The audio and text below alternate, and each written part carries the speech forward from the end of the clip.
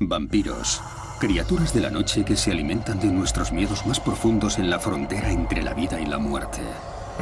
La ficción y la fantasía han moldeado nuestra percepción de estos vigilantes nocturnos, pero ¿qué verdad se esconde tras el mito del vampiro? Los vampiros estaban en algún punto entre la molestia y el peligro. Podían agriar la leche de tus vacas, robar las ovejas o podían atacarte físicamente a ti o a tu familia. Ahora, forenses, médicos y científicos se han unido para mostrar los hechos que hay detrás de la ficción. Los cambios naturales derivados de la descomposición podían dar forma al aspecto de los vampiros, los muertos vivientes. Y pretenden demostrar que los vampiros son mucho más que simples historias de terror. Les clavaban estacas de forma deliberada para evitar que esos hombres se transformaran. Para algunos, los vampiros aún siguen siendo una realidad aterradora. Vi cómo se acercaba por la noche. Me estaba chupando la sangre. Esta es mi horca. La usé para arrancarle el corazón. Para desvelar los secretos del vampiro, viajaremos por Europa y cruzaremos sus fronteras, donde encontraremos pruebas que podrían transformar a los vampiros de criaturas de leyenda en hechos históricos.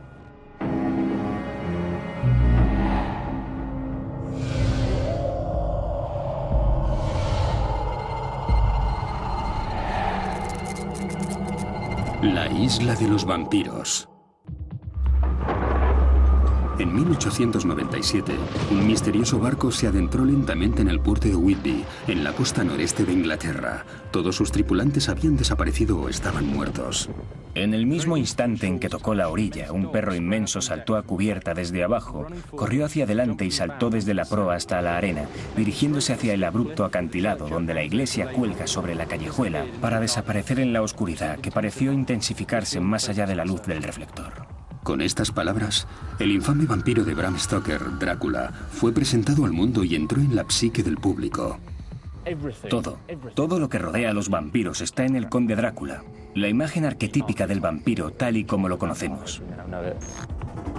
Pero, ¿dónde se originó el relato de terror gótico de Stoker?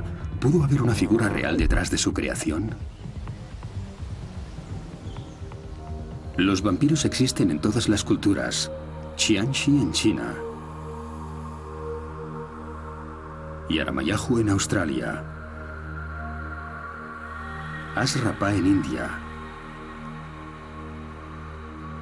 y Arakaaka en Brasil, o las muchas encarnaciones europeas como Strix, Strigoi, Bricolacas, el no muerto, Upir, vampiro, Dracul. Se trata de criaturas ancestrales, pero no eran solo mitos, sino seres muy reales. Cadáveres reanimados que se alimentaban de los vivos para evitar su propio deterioro. Dan Jones es un escritor e historiador con un interés particular en el modo en el que la sociedad representa a los vampiros.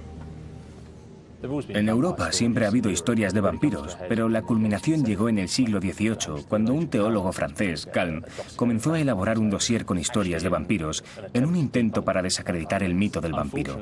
Por desgracia, lo que hizo fue dar legitimidad a esas historias, ya que contaban con la aprobación de los hombres de ciencia de la época. A principios del siglo XIX, el mito del vampiro comienza a alimentar la literatura gótica. Es entonces cuando encontramos a Polidori, que escribe El vampiro, lo que será una especie de plantilla que usará Bram Stoker cuando componga Drácula. Cada vez que la historia del vampiro se reinventa, esta refleja las preocupaciones y los problemas de la sociedad que la reinventa. En el siglo XX tenemos Nosferatu, que refleja la presión del antisemitismo. En Hammer Horror, la historia de vampiros es mucho más sangrienta, mucho más violenta. En Entrevista con el vampiro, de Anne Rice, tenemos una idea de homosexualidad subyacente.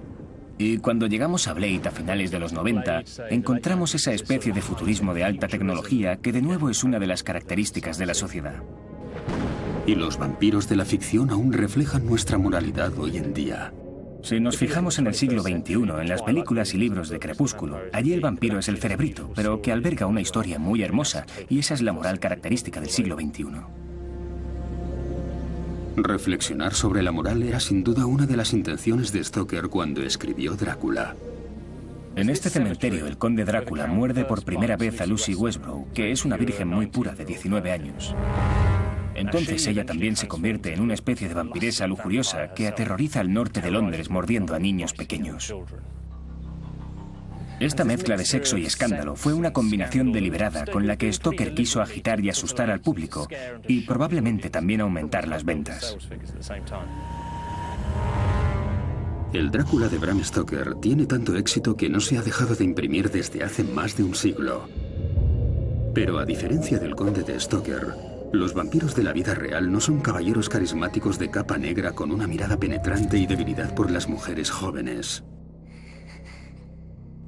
Los vampiros del folclore griego no eran tan glamurosos como los vampiros de Hollywood. Eran cadáveres hinchados que transmitían toda clase de enfermedades. No puedes conseguir que la gente suspire por un campesino mediterráneo deforme que va por ahí mordiendo a la gente en el cuello. Ahora, recientes hallazgos efectuados en una pequeña isla griega están desvelando qué eran realmente estas criaturas y qué debía ocurrir para convertirse en una. El profesor Héctor Williams ha dirigido excavaciones arqueológicas en la isla griega de Lesbos durante más de 30 años.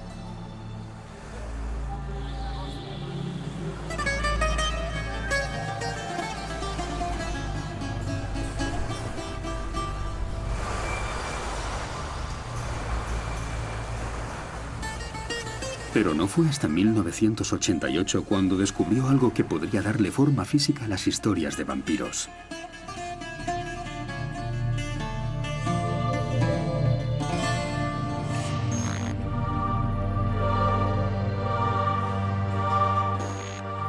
Estoy en lo alto de la antigua muralla de la ciudad de Mitilini. Durante 5 temporadas excavamos ambos lados del muro con más de 40 trabajadores. Hicimos docenas de descubrimientos, un burdel romano justo allí, una zona industrial del período helénico en esta parte, cerámica de la época del Safo, del 600 a.C., un poco más abajo, pero nada nos preparó para el increíble hallazgo que estábamos a punto de hacer en el extremo de la muralla, excavado dentro del propio muro. Fue un descubrimiento que hizo estremecerse los cimientos de la arqueología. Una prueba de que los vampiros podrían no ser criaturas de leyendas, sino hechos históricos. Estamos en el límite de la antigua muralla. Y fue en este lugar donde descubrimos que el muro había sido horadado y se había excavado una cripta en la que había un sarcófago de madera con piedras sobre la cubierta. Por alguna razón, alguien se había tomado el esfuerzo de excavar una tumba en los cimientos de la muralla. Pero ese no era el único misterio. Tenía una longitud de unos 2 metros y contenía los restos de un hombre de mediana edad, una criatura que los estudiantes apodaron Vlad, por Vlad el Empalador. Vlad el Empalador fue un príncipe rumano del siglo XV y probablemente sirvió de inspiración para el Drácula de Bram Stoker. E igual que su homónimo, el Vlad de Héctor también tuvo un final insólito. Tenía estacas clavadas en la garganta, en el tronco y en los tobillos para mantenerlo sujeto a la tumba. No era un enterramiento habitual. Un cadáver clavado al ataúd. 3 estacas de 20 centímetros de longitud clavadas en la pelvis, los tobillos y el cuello. Era algo único. Encontramos más de 50 enterramientos de hombres y mujeres en esta zona, pero este había recibido un tratamiento especial, el tratamiento dado a un posible vampiro. ¿Quién fue Vlad? ¿Y por qué fue considerado un vampiro? Héctor recurrió a la paleopatóloga griega Anastasia Atsaliki en busca de respuestas.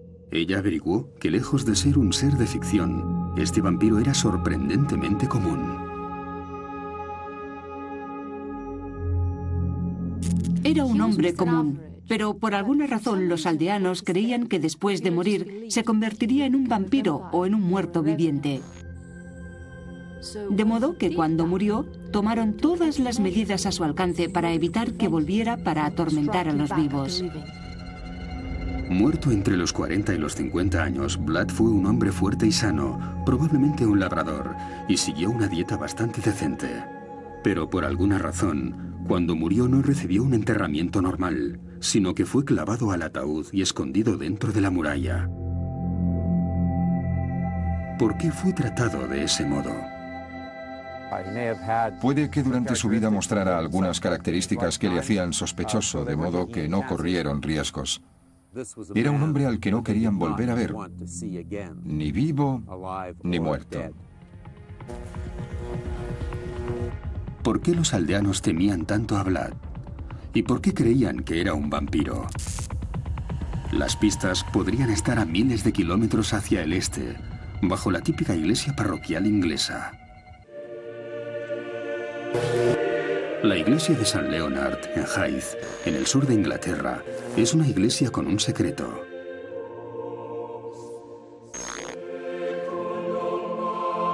La paleopatóloga Saliki no ha venido hasta aquí para admirar sus maravillosas vidrieras.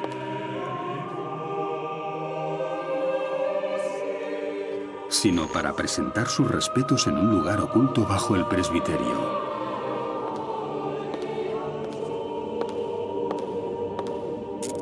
Una cripta que alberga los huesos de más de 4.000 personas. Un sitio que podría esconder pistas que expliquen el origen de la creencia en los vampiros. Hay muchas teorías respecto a la identidad de estas personas. Hay quien cree que fueron las bajas de una gran batalla. Otros piensan que fueron víctimas de la peste negra. Pero estudios recientes han encontrado tierra en el interior de algunos cráneos. De modo que pensamos que fueron ciudadanos normales que vivieron en Hythe. Y cuando en el siglo XIII la iglesia tuvo que ser ampliada, fueron desenterrados del cementerio y depositados aquí.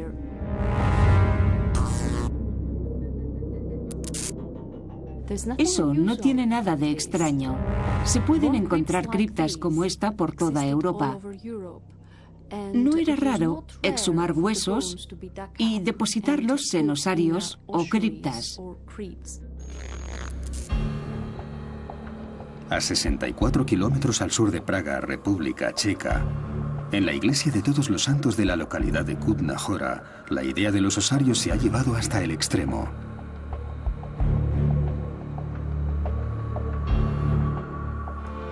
Conocido como el osario de Sedlec, se trata del osario más grande de Europa y contiene los restos de hasta 70.000 personas. Lo que originariamente era una pila de huesos desenterrados del cementerio cuando la iglesia se amplió en el siglo XIV, no fue hasta la década de 1870 cuando se convirtió en esta macabra y gótica muestra. Hay 4 enormes pilares acampanados en cada una de las esquinas de la capilla y una gigantesca lámpara de araña que contiene al menos una unidad de cada hueso del cuerpo humano cuelga del centro de la nave. Los muertos no tienen por qué permanecer enterrados para siempre. En muchas culturas son desenterrados para después guardarlos en mausoleos, en panteones familiares o en osarios. Aunque no suelen ser tan ornamentados, los osarios y mausoleos aún son comunes en todo el mundo.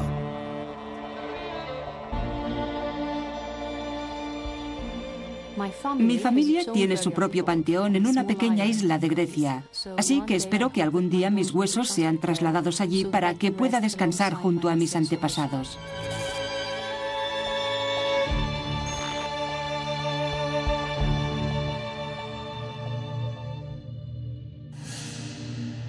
De vuelta en Lesbos, Héctor Williams visita un cementerio actual para comprobar si la práctica de trasladar huesos podría explicar la creencia en los vampiros de la antigua Grecia.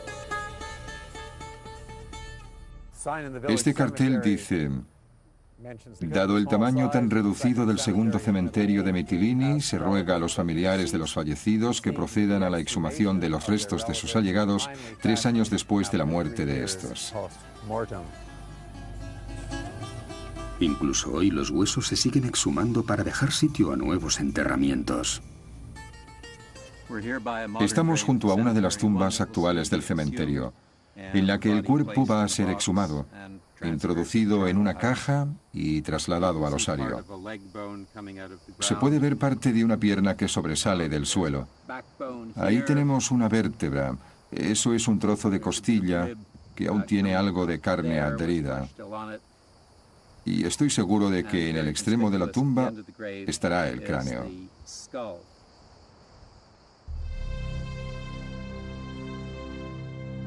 De modo que, ¿podría el contacto con los restos de los muertos haber dado lugar a la creencia en los no muertos? El problema comenzaba cuando ocurría algo inesperado. Por ejemplo, cuando los aldeanos iban a desenterrar los restos para trasladar los huesos y en lugar de encontrar un esqueleto, encontraban un cadáver que parecía estar fresco. Para ellos solo había dos soluciones.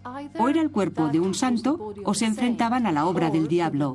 Y en ese caso pensaban que se trataba de un vampiro o de un muerto viviente.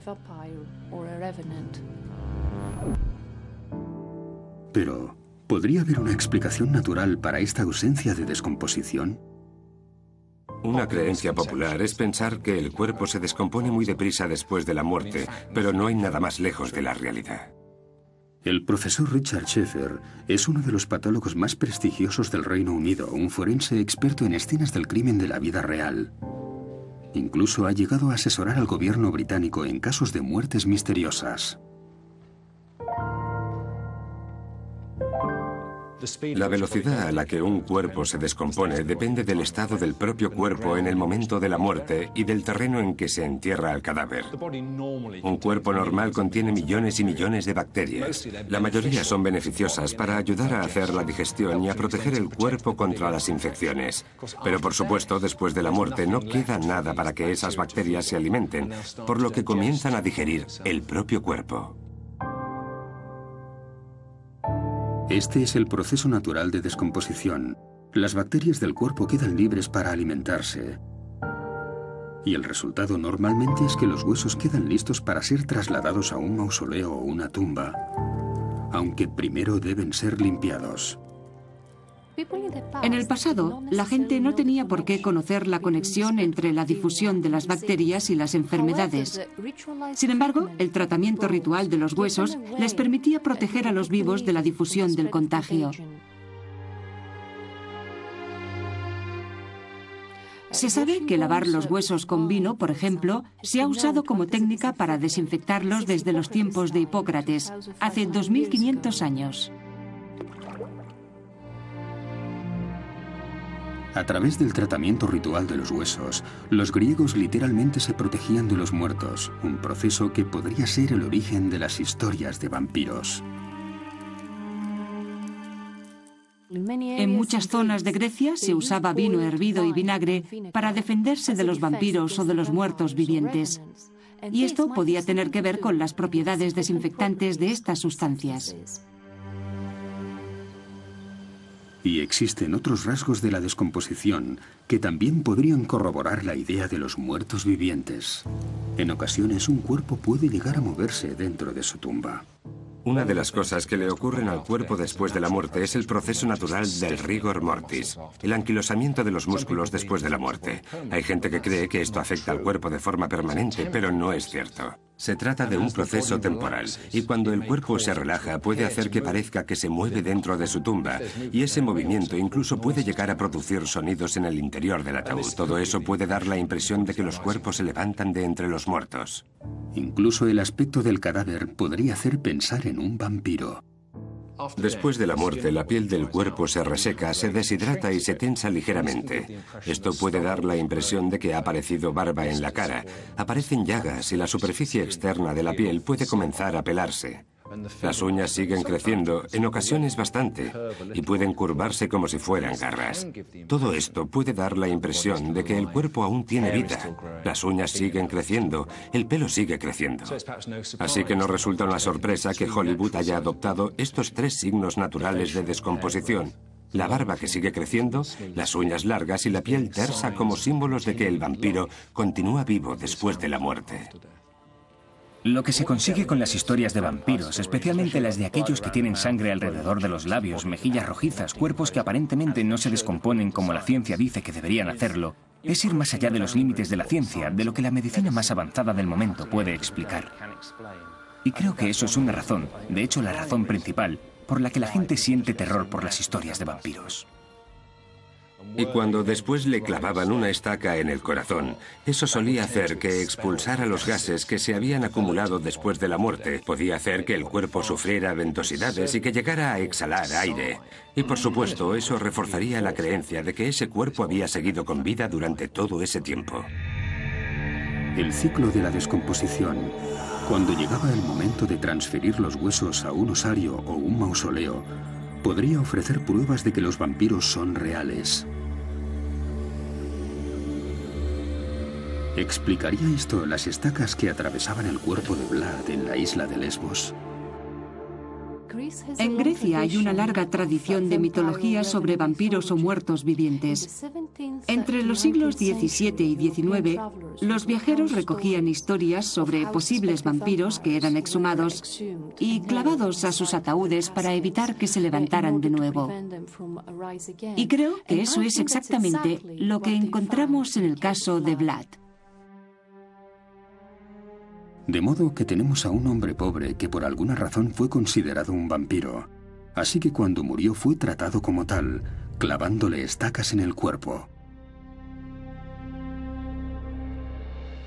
Tomaron una serie de precauciones para asegurarse de que este hombre no regresara de entre los muertos. Le atravesaron con estacas, le colocaron en un ataúd de madera, construyeron una cripta especial para él y colocaron piedras sobre la tapa del ataúd para asegurarse de que no pudiera abrirse. Hubo una razón, aunque nunca la conoceremos, que les llevó a pensar que este hombre era una amenaza para los vivos y que era un vampiro potencial. El descubrimiento de Vlad sacudió el mundo de la arqueología y confirmó que los vampiros eran reales. Pero ¿por qué fue considerado un vampiro? Seguirá siendo poco más que una suposición. Probablemente pensaron que era un vampiro por el comportamiento que tuvo en vida. Hay una docena de razones por las que podía pensarse que uno era un vampiro. Un comportamiento extraño, una historia familiar insólita, una reputación particularmente mala, un error del sacerdote en el entierro. Hay todo tipo de razones, pero no sabemos por qué este hombre fue considerado un vampiro. Puede que nunca lo sepamos con certeza, pero una tumba aún más misteriosa pronto sería descubierta en Lesbos, una que podría proporcionar una respuesta.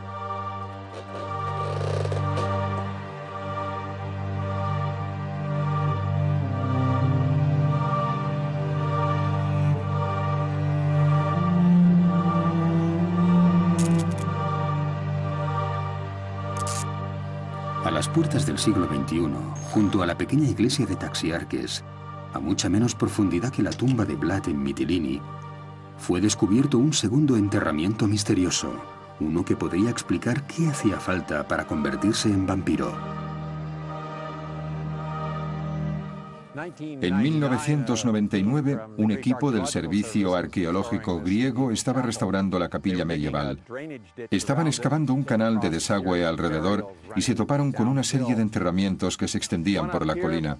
Aquí había uno totalmente normal y aquí otro que contenía un individuo deformado y con dos estacas de 16 centímetros a cada lado. Fueron estas estacas las que pusieron de manifiesto que este enterramiento era único. Las estacas encontradas dentro de la tumba eran demasiado grandes como para ser clavos del ataúd, y no había indicios de que hubieran estado clavadas en algún sitio. De modo que creo que fueron colocadas de manera deliberada como medida preventiva para evitar que este hombre se convirtiera en un vampiro. Igual que Vlad, quien tras morir fue tratado como un vampiro, atravesándole el cuerpo con estacas, aquí yacía un hombre que, según se esperaba, también se levantaría de su tumba. Pero ¿por qué los locales no tomaron la decisión de clavar las estacas en su lugar cuando lo enterraron? No querían correr riesgos, de modo que tras envolverlo cuidadosamente en un sudario, lo enterraron antes de que transcurrieran 24 horas desde la muerte, según el rito cristiano, mirando hacia el este para el juicio final. Como precaución colocaron estas dos estacas junto a él. Puede que nunca sepamos por qué razón no se las clavaron para que no saliera del ataúd, pero las dejaron ahí para que, según creemos, actuaran como un talismán y lo mantuvieran en su tumba. Aunque la verdadera naturaleza del vampiro de Taxiarque sigue siendo un misterio, un descubrimiento efectuado en el otro lado del mundo podría explicar el significado de estas estacas talismán.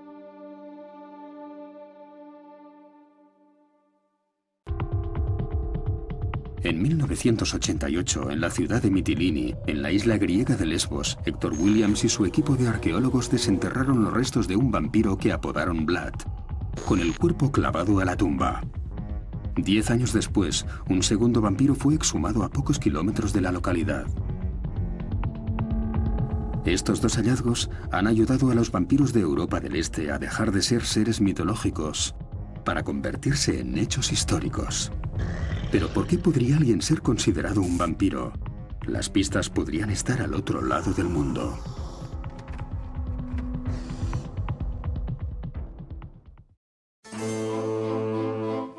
En 1990, una serie de descubrimientos asombrosos aterrorizaron a un tranquilo pueblo de Nueva Inglaterra. Unos arqueólogos que trabajaban en una gravera desenterraron una necrópolis de casi 300 años de antigüedad, de los tiempos de los padres fundadores.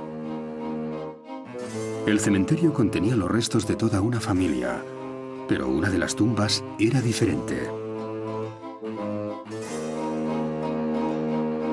Marcado con las iniciales JB, cuando abrieron el ataúd, los arqueólogos descubrieron que los restos habían sido colocados para formar el símbolo de la calavera y los huesos cruzados. ¿Se trataba de un pirata o podría haber una explicación aún más asombrosa?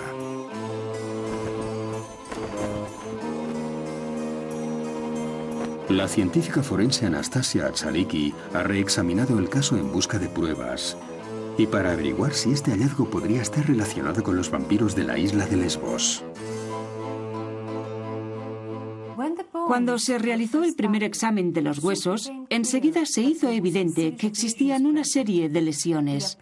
El aspecto, la distribución y la localización de esas lesiones señalaban hacia una enfermedad que es la tuberculosis, también conocida como TB. Así que esta enfermedad se extendió desde los pulmones de este hombre hasta la caja torácica, y con toda seguridad eso fue lo que le mató. La tuberculosis es una enfermedad terrible que se extendió por América Occidental durante los siglos XVIII y XIX, un periodo que coincidió con un aumento en la actividad vampírica. ¿Podría existir una conexión entre la tuberculosis y los vampiros? Hay una serie de síntomas de la tuberculosis que podrían asociarse con el vampirismo. Por ejemplo, la conjuntivitis. Los ojos rojizos e inflamados suelen hacer que quien la sufre no le guste exponerse a la luz del sol. La palidez de la piel, que está causada por la anemia que produce la enfermedad, el pulso débil y tembloroso asociado con el debilitamiento por la tuberculosis y, por supuesto, el hecho de que la gente afectada con frecuencia tose sangre. Así que no es extraño que se tienda a relacionar los síntomas de la tuberculosis, también conocida como consunción, con los del vampirismo. Además, estas enfermedades son muy contagiosas, de modo que suelen afectar a toda una familia. Por lo que cuando algún miembro de esa familia ha muerto, es muy probable que los demás miembros de esa familia mueran poco después. Los que contraían la enfermedad perdían la salud poco a poco. Así que parecía como si la vida se les hubiera escapado y se estuvieran corrompiendo.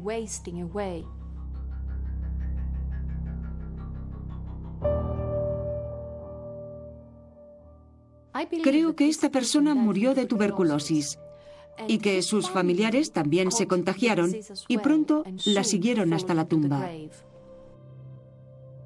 El hecho de que los familiares de JB murieran poco después que él fue un claro signo de que se había convertido en vampiro.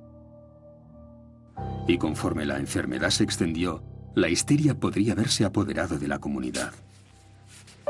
Puede que se decidiera desenterrar el cadáver y tomar las medidas de precaución necesarias.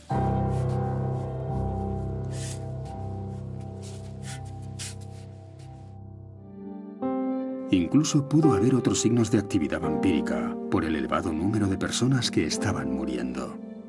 Con tanta gente muriendo, los enterramientos se hacían apresuradamente y en tumbas poco profundas. Y al excavarlas se movían otros cuerpos, lo que hacía que los huesos se diseminaran o que algunas partes quedaran en la superficie o sobresalieran de la tierra. Esta imagen podría dar la impresión de que los cuerpos han cobrado vida y están volviendo de entre los muertos. Habría resultado muy natural adoptar medidas de seguridad. Volver a enterrar los restos, colocar peso poniendo rocas o un ataúd muy pesado, clavarlos a sus tumbas para evitar que se levantaran de nuevo. O quizá, en el caso de JB, simplemente reordenar los huesos.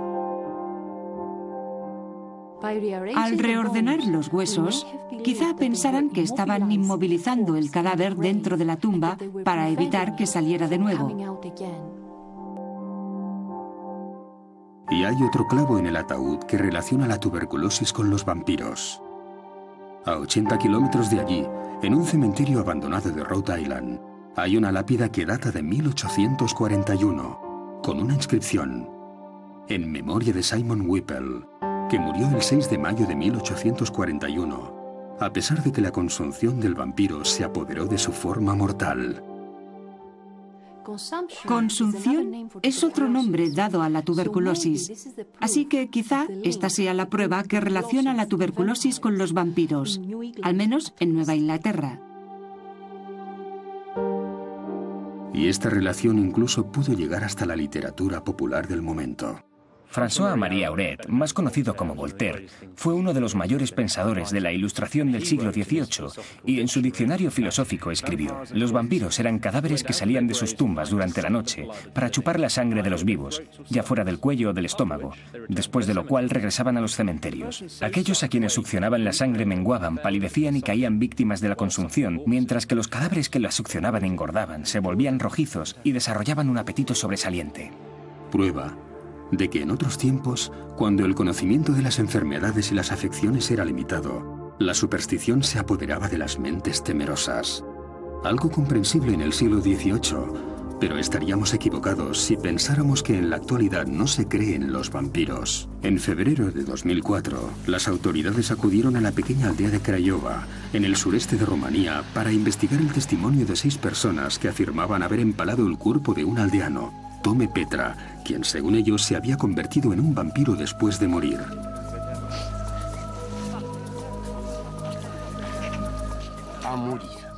Mi cuñado murió y cuando murió se convirtió en un vampiro.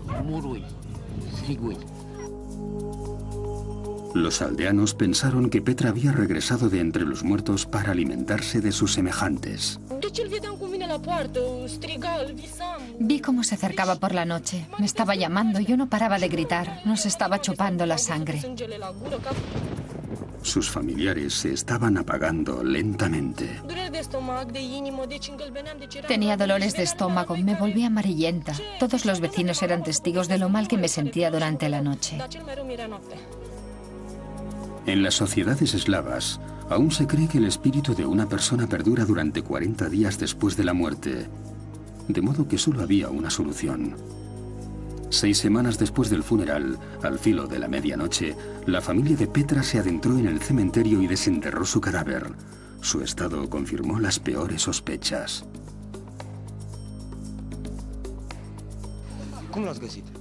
Lo encontramos con las manos a ambos lados, así. Tenía el cuello roto y la boca llena de sangre. Un cadáver lleno de sangre, un signo evidente de que Petra se había convertido en un vampiro. La sangre tiene un gran simbolismo en muchas religiones. Para el cristianismo, el vino representa la sangre de Jesús, pero en muchas otras religiones la sangre se bebe para adquirir poderes sobrenaturales. La imagen de la sangre en la boca debe ser algo aterrador. Los aldeanos hicieron lo que dictan sus creencias.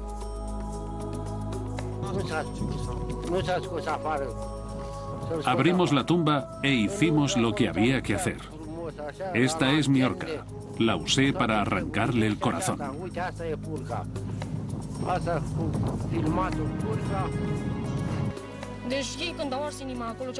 El corazón de un hombre muerto no debería tener sangre, a menos que fuera un vampiro.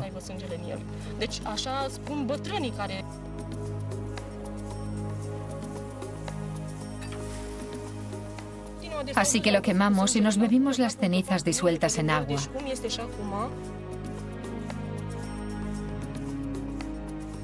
Bebimos las cenizas y inmediatamente empecé a sentirme mejor. Al menos en Rumanía, el vampiro no es una leyenda, sino que continúa siendo una amenaza muy real. Una criatura de la noche que se alimenta de nuestros miedos más profundos desde la frontera entre la vida y la muerte.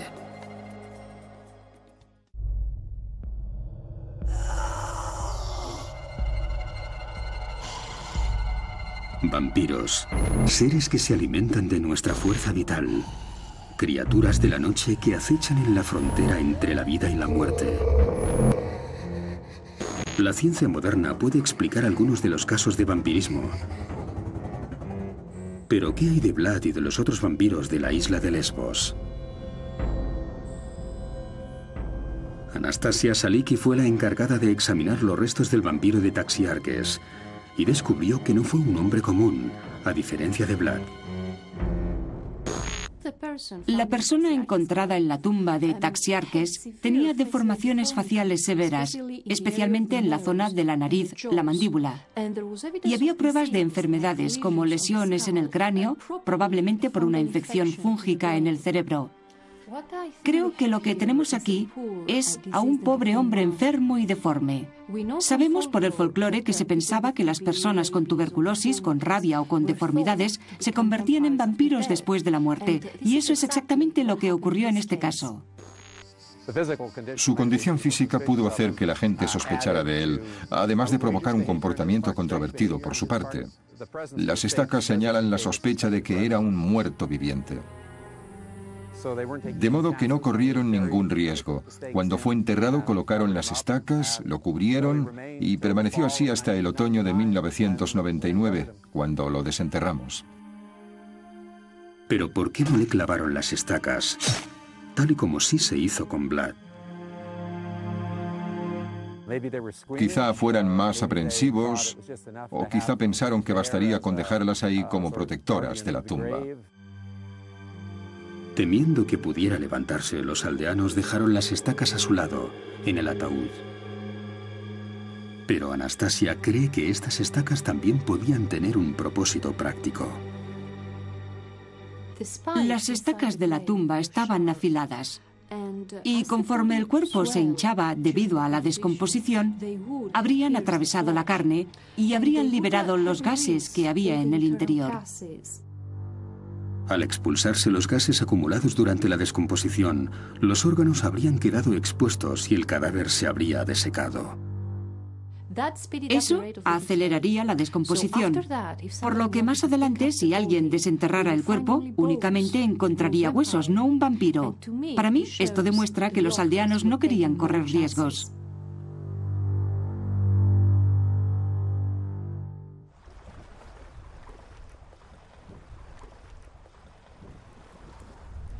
Hay un último giro final en la historia de la isla de los vampiros. En sus investigaciones realizadas durante los últimos 30 años, Hector Williams se ha sentido fascinado por los escritos de uno de los viajeros y autores más famosos de la zona, Charles Thomas Newton. En la década de 1860, Charles Newton, que fue vicecónsul británico en Mitilini, publicó sus memorias, Viajes y descubrimientos del Levante Mediterráneo, y habla de un lugar cerca de la isla de Mitilini. En Mitilini, los huesos de aquellos que no descansan tranquilos en sus tumbas son transportados a una pequeña isla adyacente donde se los entierra de nuevo. Esta es una barrera efectiva contra futuros ataques, pues el vampiro no puede cruzar el agua salada. Es una pista intrigante. Un texto escrito por un autor respetado que habla de una pequeña isla cerca de Mitilini, que alberga no solo un vampiro, sino un cementerio de vampiros. Gracias al miedo de los vampiros al agua salada. En el clásico de la novela gótica de Bram Stoker, Drácula, el conde llega por mar desde Transilvania, viajando en un ataúd lleno de tierra de su región. Y esta es una tradición que Stoker tomó de las historias de vampiros de Europa Oriental. La idea de que el vampiro no puede viajar sobre agua salada. En muchos lugares se cree que los vampiros y otros seres sobrenaturales no pueden cruzar el agua salada. Así que los aldeanos debieron pensar que trasladar y enterrar un cadáver en una isla sería más que suficiente para evitar los ataques de los vampiros. Si historiadores y científicos están en lo cierto, en algún lugar cerca de la costa de Lesbos se encuentra la verdadera isla de los vampiros, que alberga el primer cementerio de vampiros de la historia.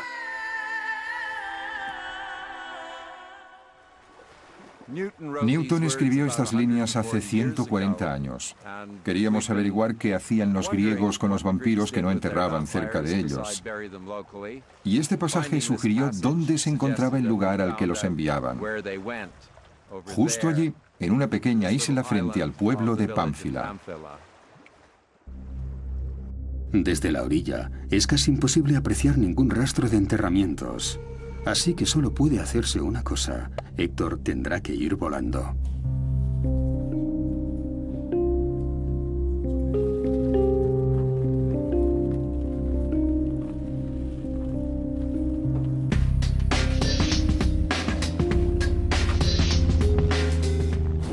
Acabamos de despegar del Aeropuerto Internacional de Mitilini y vamos en dirección norte, hacia la isla de Pánfila.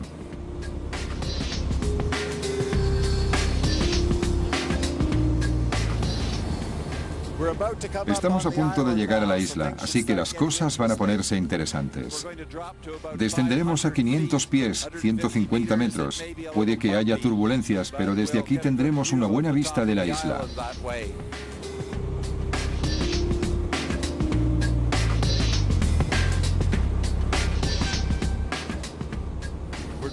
Volaremos en círculo sobre la isla para echar un vistazo. Pueden verse los restos de un pequeño edificio en la parte norte y los cimientos de lo que parece ser una cripta un poco más hacia el este. ¿Podrían ser estos los nichos funerarios, lugares que podrían contener construcciones subterráneas? Hemos podido localizar los restos de varios edificios, cimientos que indican que hay estructuras subterráneas en la isla.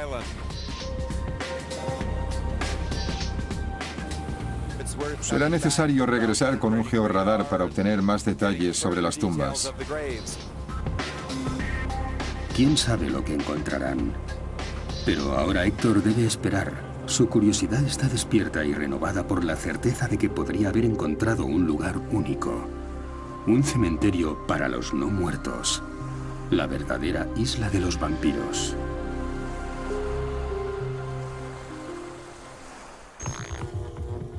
La investigación de Héctor ha confirmado más allá de toda duda que hubo un tiempo en que los vampiros vagaron por la isla de Lesbos. Muchos asumen que los vampiros son un mito, pero el vampiro de la zona de los Balcanes de Europa Central ha evolucionado de un modo que ha fascinado a la gente desde el siglo XVIII.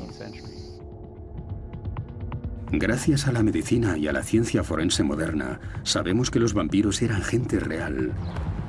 Desterrados de la sociedad, asolados por enfermedades, por deformidades o por trastornos mentales. Tenía que ser un renegado y por eso fue tratado como un vampiro después de su muerte.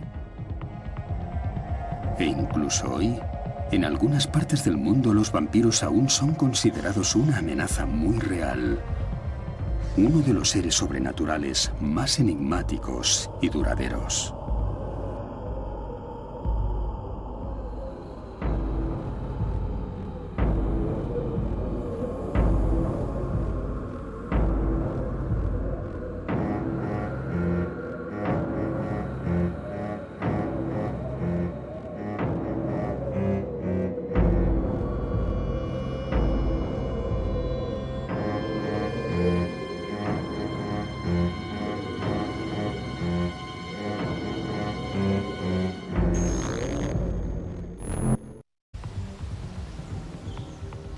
Los vampiros existen en todas las culturas.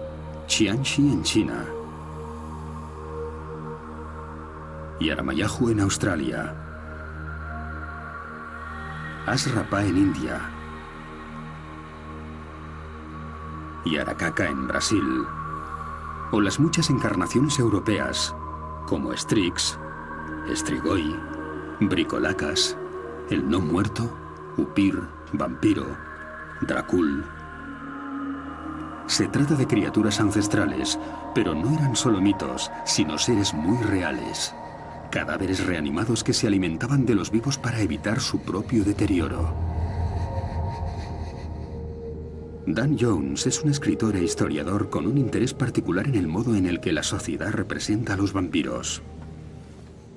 En Europa siempre ha habido historias de vampiros, pero la culminación llegó en el siglo XVIII, cuando un teólogo francés, Calme, comenzó a elaborar un dossier con historias de vampiros en un intento para desacreditar el mito del vampiro. Por desgracia, lo que hizo fue dar legitimidad a esas historias, ya que contaban con la aprobación de los hombres de ciencia de la época. A principios del siglo XIX, el mito del vampiro comienza a alimentar la literatura gótica. Es entonces cuando encontramos a Polidori, que escribe El vampiro, lo que será una especie de plantilla que usará Bram Stoker cuando componga Drácula. Cada vez que la historia del vampiro se reinventa, esta refleja las preocupaciones y los problemas de la sociedad que la reinventa. En el siglo XX tenemos Nosferatu, que refleja la presión del antisemitismo.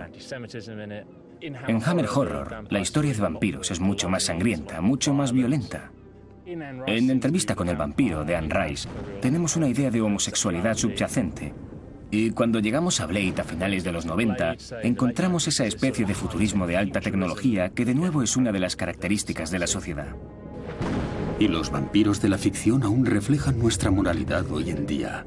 Si nos fijamos en el siglo XXI, en las películas y libros de Crepúsculo, allí el vampiro es el cerebrito, pero que alberga una historia muy hermosa, y esa es la moral característica del siglo XXI. Reflexionar sobre la moral era sin duda una de las intenciones de Stoker cuando escribió Drácula. En este cementerio, el conde Drácula muerde por primera vez a Lucy Westbrook. Vampiros, criaturas de la noche que se alimentan de nuestros miedos más profundos en la frontera entre la vida y la muerte. La ficción y la fantasía han moldeado nuestra percepción de estos vigilantes nocturnos, pero ¿qué verdad se esconde tras el mito del vampiro? Los vampiros estaban en algún punto entre la molestia y el peligro. Podían agriar la leche de tus vacas, robar las ovejas, o podían atacarte físicamente a ti o a tu familia.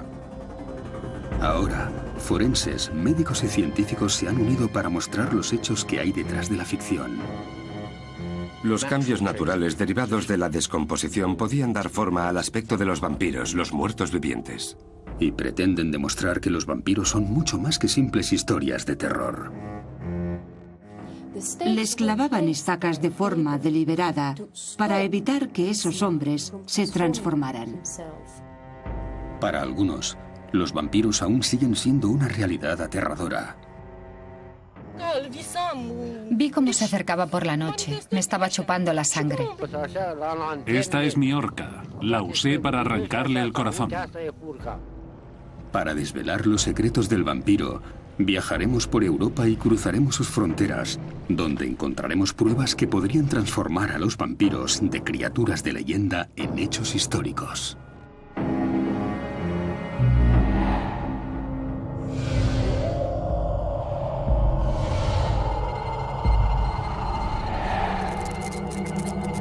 La isla de los vampiros.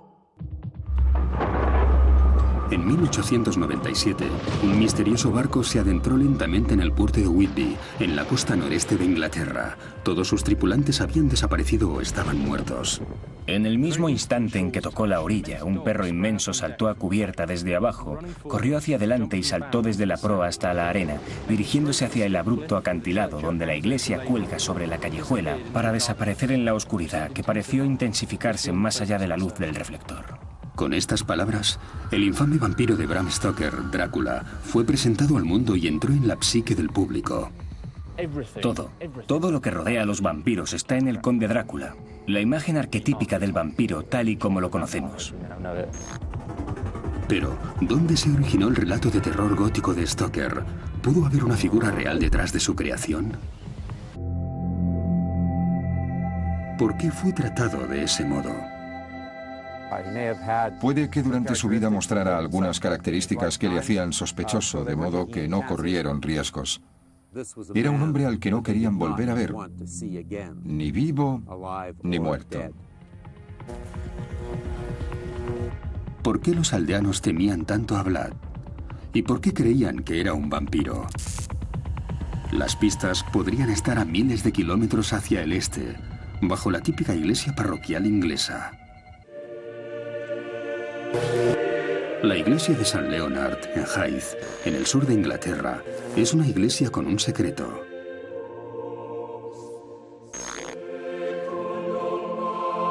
La paleopatóloga Saliki no ha venido hasta aquí para admirar sus maravillosas vidrieras.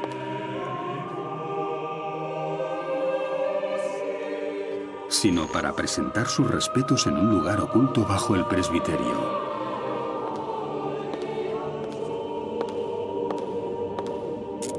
Una cripta que alberga los huesos de más de 4.000 personas.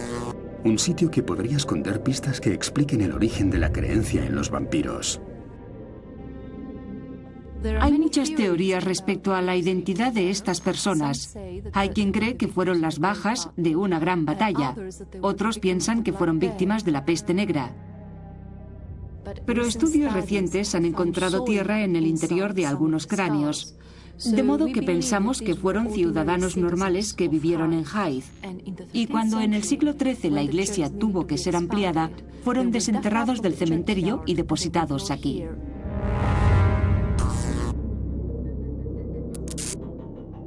Eso no tiene nada de extraño.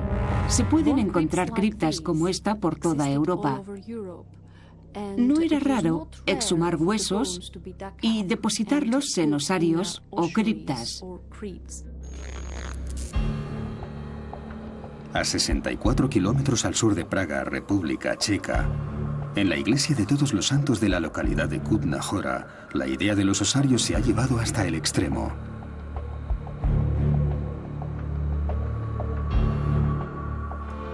Conocido como el osario de Sedlec, se trata del osario más grande de Europa y contiene los restos de criaturas de leyendas, sino hechos históricos. Estamos en el límite de la antigua muralla. Y fue en este lugar donde descubrimos que el muro había sido horadado y se había excavado una cripta en la que había un sarcófago de madera con piedras sobre la cubierta. Por alguna razón, alguien se había tomado el esfuerzo de excavar una tumba en los cimientos de la muralla. Pero ese no era el único misterio. Tenía una longitud de unos 2 metros y contenía los restos de un hombre de mediana edad, una criatura que los estudiantes apodaron Vlad, por Vlad el Empalador.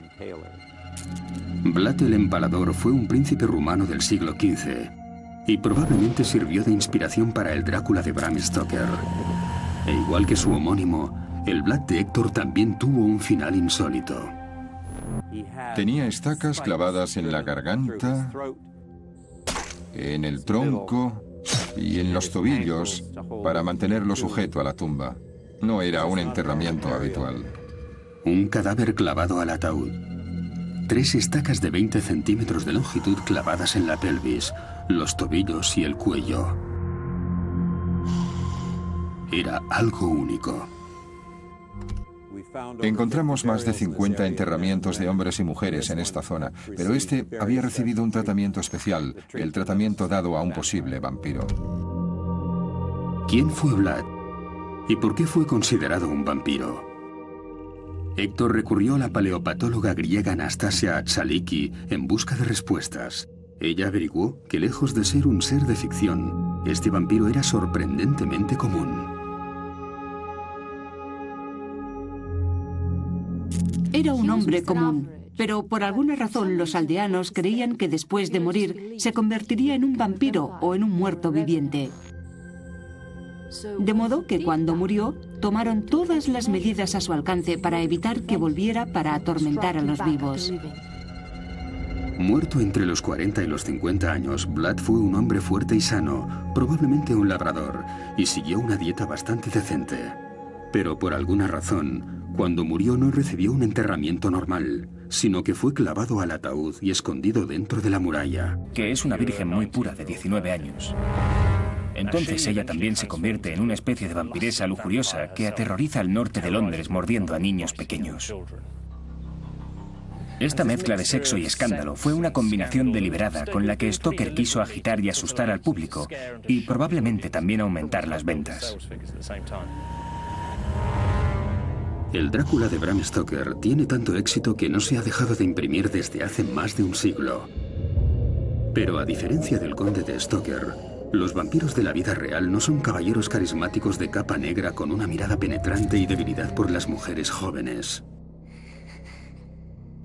Los vampiros del folclore griego no eran tan glamurosos como los vampiros de Hollywood. Eran cadáveres hinchados que transmitían toda clase de enfermedades. No puedes conseguir que la gente suspire por un campesino mediterráneo deforme que va por ahí mordiendo a la gente en el cuello. Ahora, recientes hallazgos efectuados en una pequeña isla griega están desvelando qué eran realmente estas criaturas y qué debía ocurrir para convertirse en una. El profesor Héctor Williams ha dirigido excavaciones arqueológicas en la isla griega de Lesbos durante más de 30 años.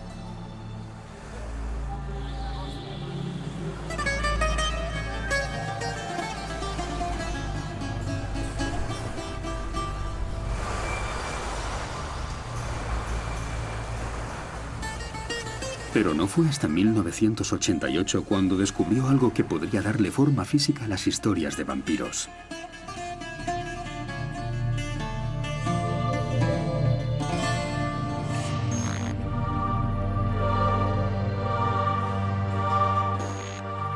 Estoy en lo alto de la antigua muralla de la ciudad de Mitilini. Durante 5 temporadas excavamos ambos lados del muro con más de 40 trabajadores. Hicimos docenas de descubrimientos, un burdel romano justo allí, una zona industrial del período helénico en esta parte, cerámica de la época del Safo, del 600 a.C., un poco más abajo, pero nada nos preparó para el increíble hallazgo que estábamos a punto de hacer en el extremo de la muralla, excavado dentro del propio muro. Fue un descubrimiento que hizo estremecerse los cimientos de la arqueología. Una prueba de que los vampiros podrían no ser